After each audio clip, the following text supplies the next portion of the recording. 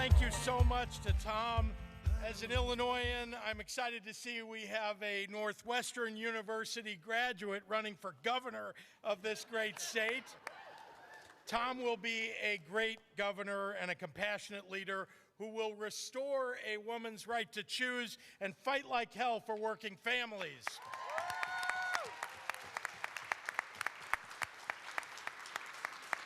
Well, hello, New Hampshire Democrats. I'm so happy to be in a state like Illinois where hard winters produce strong Democrats. Sun is for the weak, after all. Survive a polar vortex under 2 feet of snow, and then you're ready to jump into American politics. I'm thrilled to be here today in a state of notable firsts. After all, New Hampshire was the first colony to declare independence. You were the first state to send an American into space. The first potato planted in America was here in New Hampshire, for which every one of our Illinoisans thanks you. But my favorite New Hampshire first is that you're the first and only state to elect 2 different women to be governor and then senator, and both are Democrats.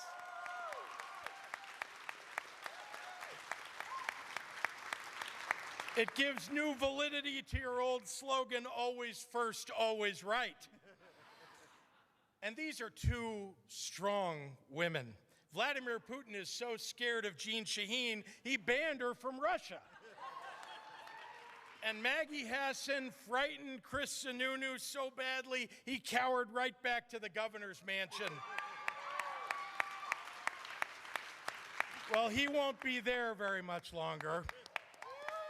And speaking of Chris Sununu, I heard that he once described himself as a Trump guy through and through, which might explain why he's so scared of strong, pro-choice Democratic women.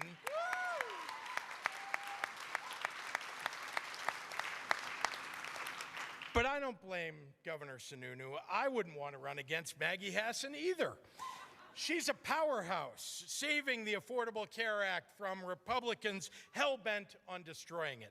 She's fighting for a federal gas tax holiday, and against a field of 11 anti-choice bros, she's a loud and proud supporter of women's reproductive rights.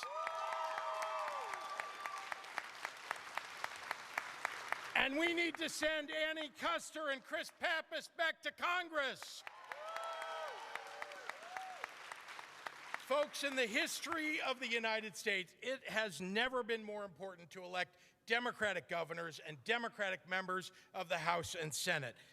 I first ran for governor of Illinois in 2018. The state was facing unprecedented challenges because we had a Republican governor who decided to hold the state budget hostage. Things in Illinois government were a mess. My friends thought I was crazy to run for governor. They told me state government couldn't be repaired. And anyway, who would vote for someone like me? Look, I'm a Ukrainian American, Jewish.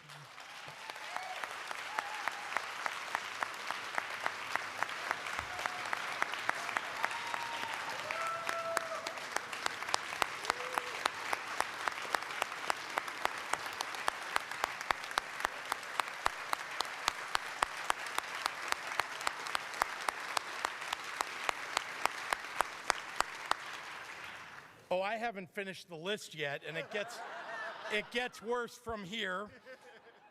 A Ukrainian-American Jewish Democratic billionaire businessman. That's not exactly the archetype the party was looking for to run for governor. But that's okay with me. I know who I am and where I come from. My great-grandfather arrived in Chicago a refugee without a penny to his name. When the Russians were killing Jews in Ukraine, a refugee assistance organization gave him a ticket on a ship bound for America and sent him to Chicago.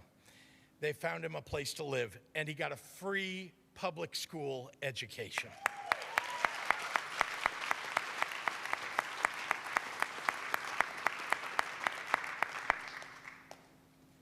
His grandson, my father, became a naval officer, a crypto analyst decoding Russian submarine transmissions during the Cold War in the 50s. And he went on to start a successful motel and hotel company. He was a Democrat through and through.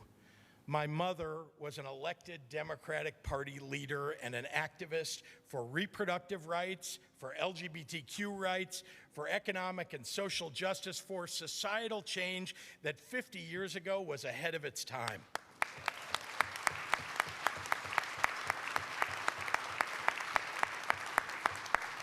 Look, I've been lucky in life, and I know it, and that's why I've worked hard.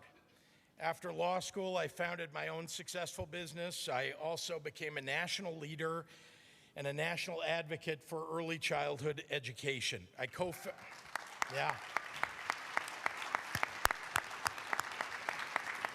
co-founded a Holocaust museum, started the world's #1 small business incubator, chaired the Illinois Human Rights Commission, and helped elect Democrats for more than 30 years.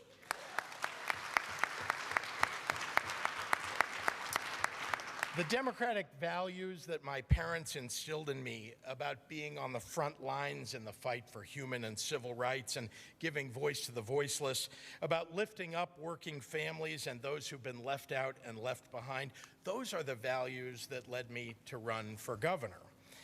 My slogan when I ran for that campaign was "Think Big." And yes, it was a pun on my size.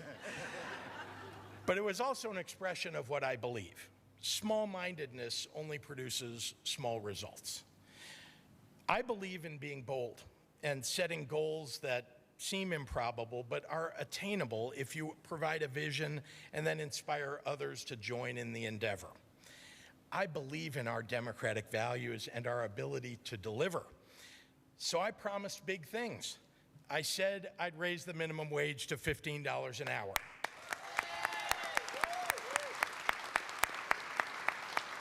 I said I'd pass a record-setting infrastructure bill, that I'd enact comprehensive nation-leading laws to fight climate change. And I said I would enshrine reproductive rights into Illinois law. And you know what? We accomplished all of those things. I protected our elections and expanded voting rights, reformed our criminal justice system, and balanced the budget. Oh, and I legalized cannabis with the most equity-centric legislation in the country.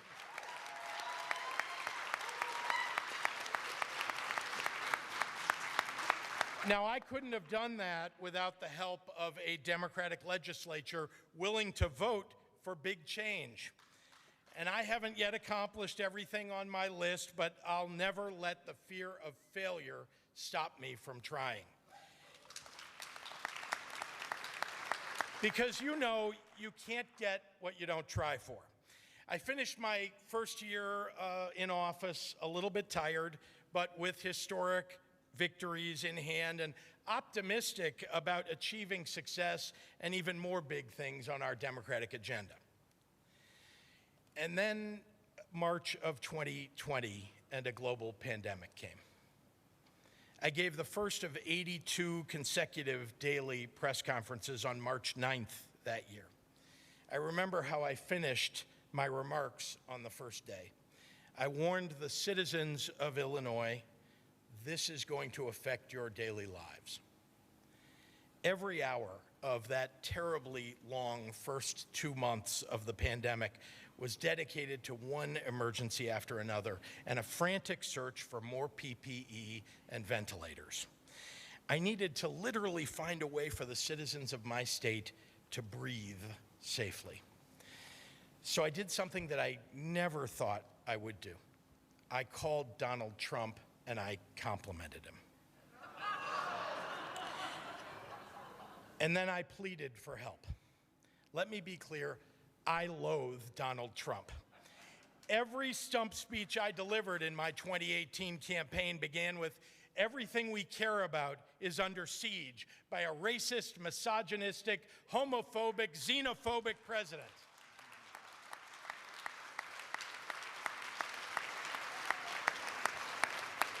And I know I wasn't exactly subtle. On March 23rd of 2020, though, I knew I needed to swallow my pride and lean on that man's ego.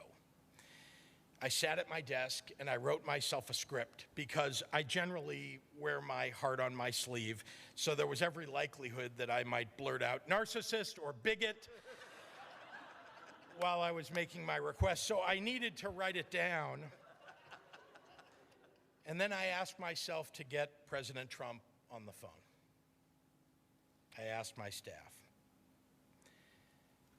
He got on the call, and I said, "Like you, Mr. President, I'm a former businessman," I told him.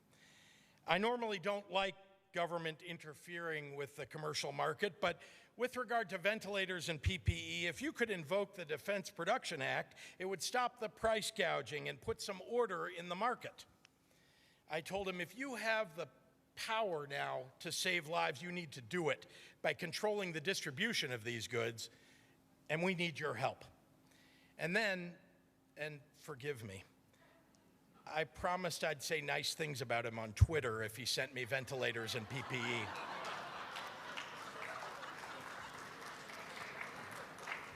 So Trump told me he'd get back to me. And a few hours later, Peter Navarro, yes, that corrupt, recently indicted Peter Navarro, called me and he promised that everything would arrive soon. How soon, I asked. He said, in Trump time. Spoiler alert, Trump time, as it turns out, is kind of like Infrastructure Week in that it didn't arrive until President Biden was elected.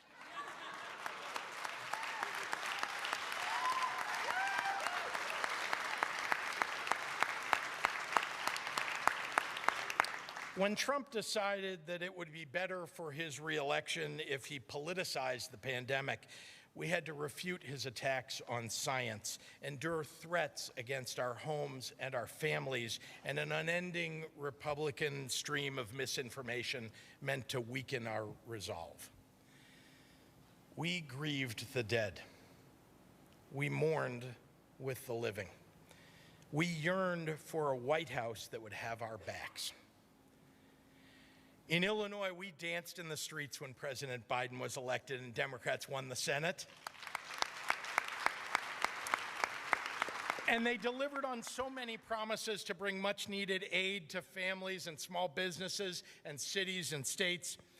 You know what Republican elected officials in my state did before and during the pandemic? "You're going too fast," they said. "People aren't ready for this. You're doing too many things at once." They said they wanted to stop mitigations and deliberate about the pandemic. They celebrated any setback. They diminished every victory. They made it harder every day to help working families and those who rely on government services to make ends meet. They tried to distract from solving actual problems by yelling about fake ones. They were enraged because I told voters I would do big things, and then I got those big things done. One truism in politics is no one ever voted anyone into office to think small, to go slow, or to act indecisively. And Republicans know this, but their game plan is to convince us, their opposition, that the most obvious of our political instincts are wrong. And unfortunately, it's a game plan that's been working. In 2022, we are living in an entirely new world, and politics does not handle new very well. Politicians in general like to reach to the past when they're trying to navigate forward, but our view of the past is a stone at the bottom of a river, all of its rough edges and scars smoothed over and evened out by time and pressure. That sometimes leads to dangerous nostalgia. Republicans know that we can't live in the old world anymore, but they have some Democrats convinced that our party shouldn't try to embrace a new one. That's dumb, and it's dangerous. These past few years, they've been so hard. And I feel it's important that we say that. It's hard to manage your family through the pandemic, a pandemic that's still lingering. It's hard to pay a grocery bill. It's hard to take a vacation or afford gas. It's hard to find an affordable apartment. It's almost impossible to buy a house. And it's hard to find baby formula and now tampons. It's hard to schedule a doctor's appointment without a several-month wait. It's hard to find a used car or purchase a sofa that will arrive before your toddler leaves for college. Life is hard right now, especially for those who have traditionally been marginalized. And we don't do ourselves any favors by pretending it's not. The Republican game plan is to get each of us to feel alone in a struggle we're all facing together. The Republican game plan is to blame the hardships imposed by a deadly global pandemic on those who were following facts and science. They want to cast obvious solutions to everyday problems as something exotic or woke. They're hoping, as the old story goes, that no one is willing to say that their emperor has no clothes. Well, New Hampshire, I'm here to tell you the GOP is naked and afraid.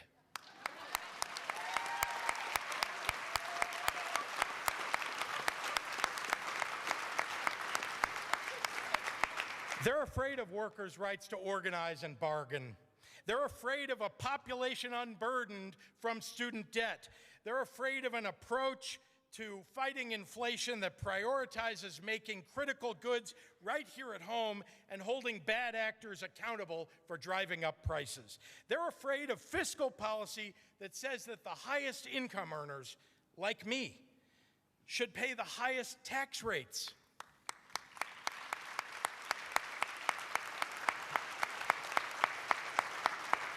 They're afraid to unshackle the poor because it goes against their belief that they somehow deserve to live in poverty.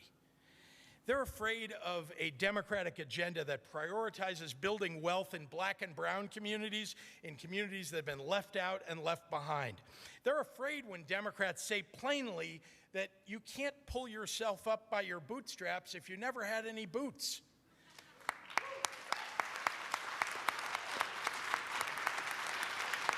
Republicans are afraid the nation will see their old world ideas for what they are and instead will embrace the new world for what it can be. And by God, they are afraid of the world women have built for themselves.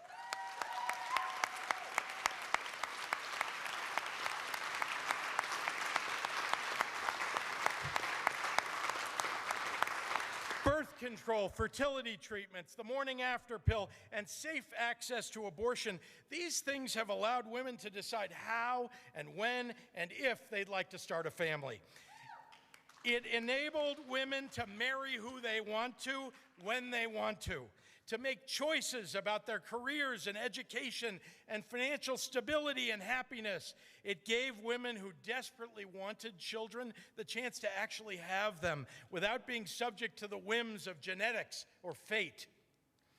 Raise your hand if you know someone or love someone or are someone whose life was changed by the entire rainbow of reproductive choice.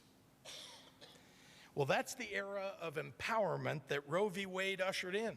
Women in this country didn't have real autonomy until they had the legal right to control their own bodies. That absolutely terrifies Republican politicians. They've spent literally half a century trying to make us think that abortion is not something that should be available to everyday women. The right wing has actually made the word abortion verboten to say. They're trying to take it out of the political lexicon because when you make a word shameful, you make the people associated with that word shameful as well. It was purposeful and it was diabolical. It meant Democratic politicians have spent decades trying to figure out how to talk about women's reproductive health without actually talking about abortion. It allowed the far right to advance breathtakingly sinister policies. It enabled this very moment that we find ourselves in, days away from a Supreme Court decision that will allow laws that criminalize abortion, laws that will put women and their doctors in jail for a medical procedure, They don't even make an allowance for cases of rape or incest or the health and life of the mother. Illinois' Democratic women legislators were never fooled by the GOP's sleight of hand. For the last 5 years, they have worked to advance and pass legislation taking trigger laws off the books and making sure that even though we are surrounded by states working to criminalize abortion, Illinois would remain fiercely pro-choice.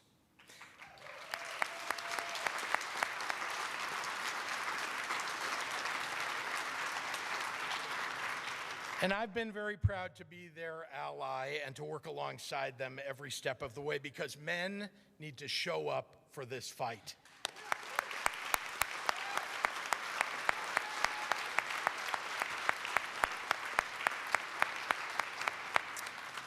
All of us need to be every bit as focused and purposeful in guaranteeing the right to choose as the radical Republican right has been in trying to take it away.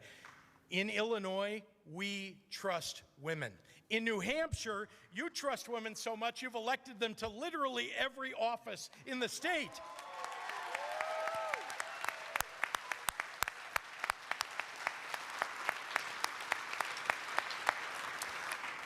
We together need to fight for a country that shares our pro-women, pro-choice democratic values. The Republican Party is so afraid of the power and influence women have achieved in our society that they're seeking to shame and criminalize your very autonomy. And they're playing the very same game with guns. For a full year, Republicans have been screaming about crime. They particularly like to target my home city of Chicago. Just for the record, Chicago should be no one's punching bag. It's a beautiful city that boasts glorious summer festivals, the very best cultural institutions, entertainment, and food, and the kindest and most amazing people you will ever meet. It's the birthplace of gospel music and the Blues Brothers. It's where Barack Obama is from.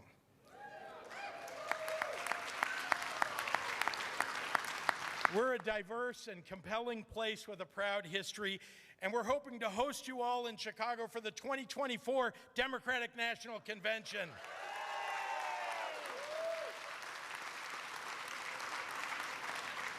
So just like it is in every major city and state around the country right now, crime is a problem in Illinois. Republicans are hell-bent on making you believe that the solutions are simple. They begin and end with veiled rhetoric that points at black and brown people, and then they scream, "Lock them up." Reducing crime, though, starts with real investments in proven violence interruption programs, youth employment, funding for mental health and substance use treatment, and providing law enforcement with the resources they need to solve crimes. But make no mistake, dealing with crime also involves getting guns off the streets. And man, oh man, is the GOP afraid we're going to start saying that more loudly and more purposefully than we have in the past. Illinois has some of the strictest gun laws in the country. Our people and our politicians are willing to do a lot to get the weapons of war off our streets. Just last month, I signed a bill banning ghost guns, which are untraceable firearms that can be bought online. And Illinois was the first state in the Midwest to do this. But do you know where nearly 60% of the guns that are recovered in Chicago are from? Out of state. Out of state. We're doing everything we can to get guns out of the hands of criminals in Illinois, but because of the Republican politicians, those efforts often feel like pushing back the tide with a broom. We lost 19 children last month in Uvalde, Texas. 19, 9, 10, and 11-year-olds. We lost 2 teachers who laid down their lives for their students. All because a murderer waited until his 18th birthday when it would be legal in Texas for him to purchase an AR-15. The same weapon that has been used in almost every mass shooting in the United States because of its unrivaled capacity to kill dozens of people in such a short amount of time. We've lost so many children to gun violence, whether it's a horrific mass shooting in Texas or a stray bullet in Chicago. And here is where the Republican game plan is the most audacious.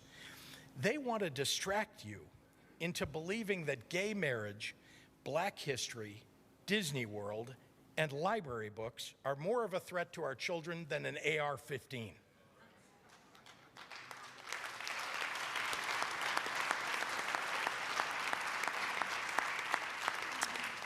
And if we can't call bullshit on that, well then, Democrats, we don't deserve to win elections.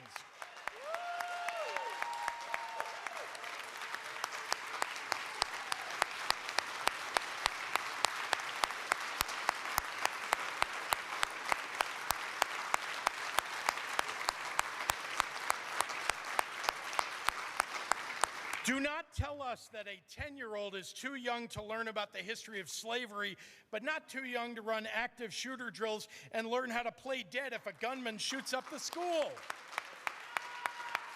Do not claim to support parents' rights until you're willing to protect the right of our children to live. Do not lecture us about crime until you're willing to do something about guns. And do not tell us that you are pro-life, because no part of the Republican agenda is about life. Because if it was about life, health insurance would cover every last cent of giving birth.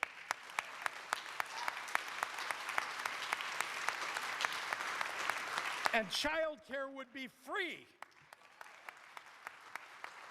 Because if it was about life, we'd have the best family and medical leave policies in the entire developed world instead of the worst.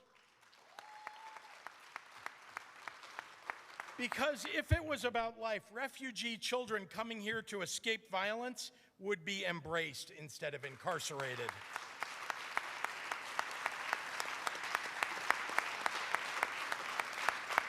Because if it was about life, wearing a mask would be no big deal and getting vaccinated would be sacrosanct.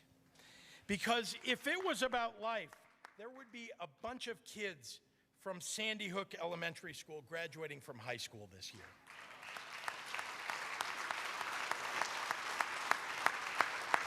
Republicans aren't the live free or die party. Republicans are the live how I want you to live, and that may lead to you dying party.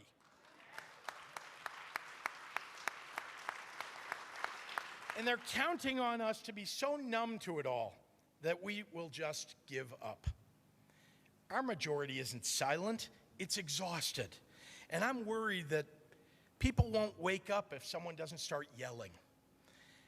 I'm done with Democrats pretending that we can find political success in a watered-down mishmash of policies that neither offend nor enlighten but merely satisfy. I don't want platitudes to replace passion or cowardice to replace candor anymore. I want to keep the promises that were made to people who elected us. I want the LGBTQ community to know that we're not going to let them be forced back into the closet.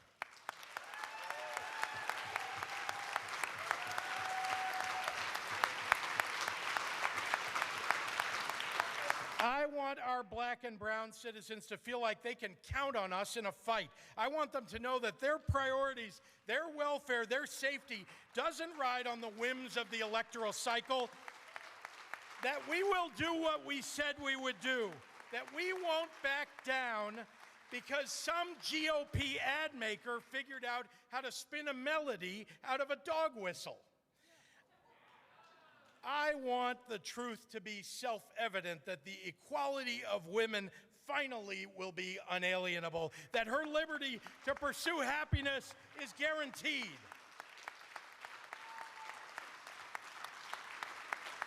Ours is the real patriotism for free and fair elections, for a system that makes it easier to vote, not harder, for politicians who honor the nation George Washington founded, that Abraham Lincoln preserved, and that Martin Luther King battled for the soul of. We stand with the people who barred the doors at the Capitol on January 6th, not the ones who are trying to knock them down.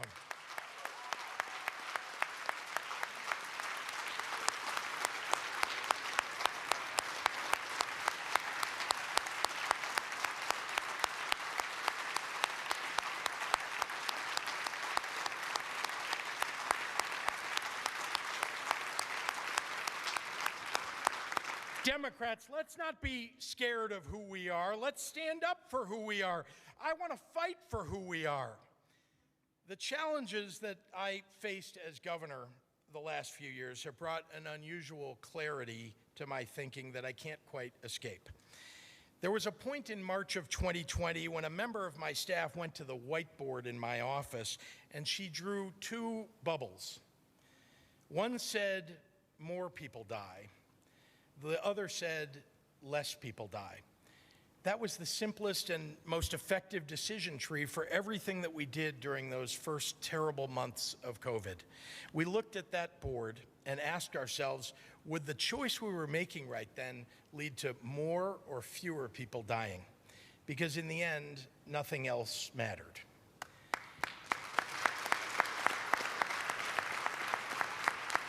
And it's why I was willing to put aside partisanship and personal rancor to call Donald Trump that long ago March day. In a world full of uncertainty, it's why I'm constantly asking myself whether my decisions are bold enough and my thinking big enough to improve the lives of the people that I represent. It's how I've come to value two things that we don't talk enough about in politics: courage and kindness.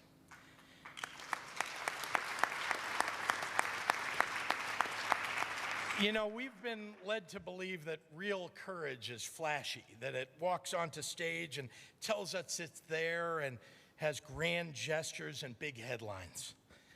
But that's not real courage. Real courage is persistence in the face of endless struggle, where victory feels nearly impossible.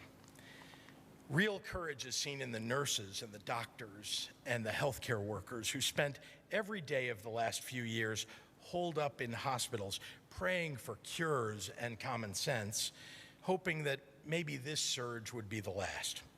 We expect courage to be rewarded with some sort of happy ending. But what happens when life demands courage endlessly for victories that are never large and a struggle that is never over?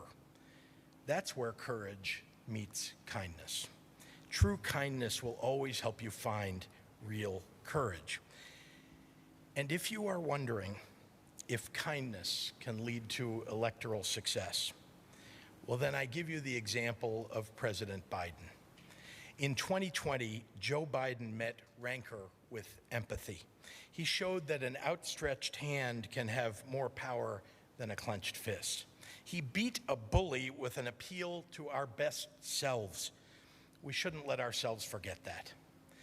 In 2018, I used to end every campaign speech with one question: are you ready for the fight? It was my favorite because the response was what you would expect: a loud and boisterous yes from a room full of energized voters. In 2022, it takes more courage to answer yes to that question, because it feels like the things that we care most about, the institutions that define us and protect us, are in more peril than ever. It feels like the solutions that we've always turned to are less effective than they've ever been. Everything we care about is under siege, and we are all challenged to answer about whether we have the stamina, the endurance, the courage, and the kindness to meet this moment. The forces aligned against us want us to think that we don't. It's a psychological game. They want us tired and dispirited and believing that we are powerless to change the course of democracy. They want us to feel hopeless, because hopeless people don't fight. I've earned a reputation back in Illinois as a somewhat irrepressible optimist. And let me tell you, it drives the Republican politicians in my state insane. They seem to take it personally that I don't endlessly badmouth Illinois and the country.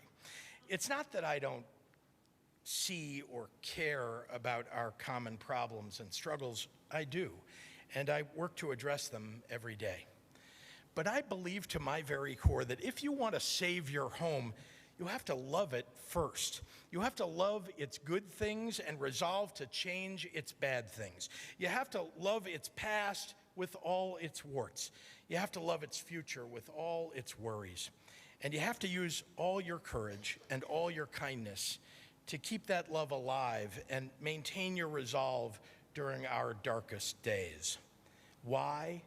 Because we fight for the things that we love. So New Hampshire, before I go, I have to ask you one question. Are you ready for the fight?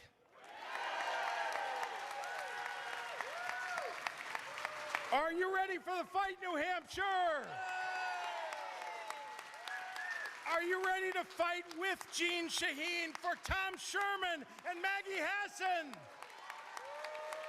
Are you ready to fight for Annie Custer and Chris Pappas? Are you ready to fight for this great state and this wonderful country?